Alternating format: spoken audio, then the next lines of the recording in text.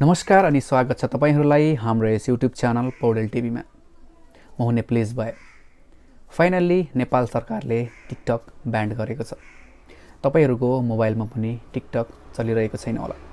यदि तपाईहरु एन्ड्रोइड अथवा iOS डिभाइस चलाउनुहुन्छ भने यो तरिका अपनाउनु होला। बिना कुनै VPN तपाईहरुले सजिलैसँग टिकटक प्रयोग गर्न सक्नुहुन्छ। यो तरिका अपनाउनु भयो भने तपाईहरुको डाटा पनि सुरक्षित हुन्छ। अन्यथा तपाईहरुले अनवान्टेड VPN प्रयोग गर्दा तपाईहरुको वालेट, मोबाइल बैंकिङहरु ह्याक हुन सक्छ। तपाईहरुको फेसबुक, मेसेन्जरहरु पनि ह्याक हुन सक्छ। त्यसकारणले गर्दा अनवान्टेड VPNहरु युज गर्न बन्द गर्नुहोस्। यो तरिका अपनाउनुहोस्। सजिलैसँग आफ्नो मोबाइलमा टिकटक चलाउनुहोस्। आउनुहोस् म तपाईहरुलाई देखाउँदै छु कसरी एन्ड्रोइड डिभाइसमा सजिलैसँग विदाउट VPN टिकटक चलाउने त। फर्स्ट अफ अल तपाईहरुले आफ्नो मोबाइलको सेटिङलाई ओपन गर्नुहोस्।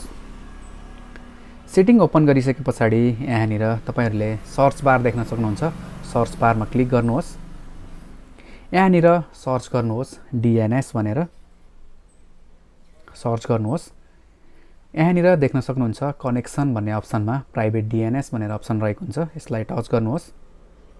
यसमा टच गरिसकेपछि यहाँनिर तपाईहरुले देख्न सक्नुहुन्छ nearby device scanning, printing, VPN, private DNS भनेर अप्सन रहेको हुन्छ। यहाँनिर क्लिक गर्नुहोस्।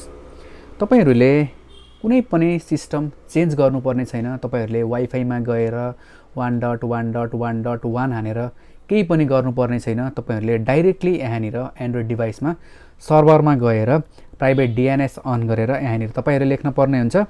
यहाँनिर तपाईहरुले लेख्नुपर्ने हुन्छ DNS.google।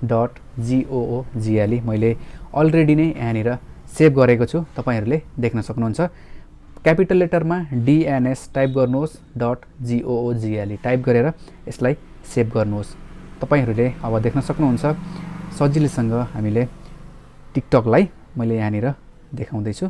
सजिलैसँग टिकटकलाई ओपन गरेर चलाउन सक्नुहुन्छ विदाउट एनी डिले। सजिलैसँग देख्न सक्नुहुन्छ यहाँनिर टिकटक चलिरहेको छ। स्क्रिनमा देखिरहनु भएको छ। Thank you so much.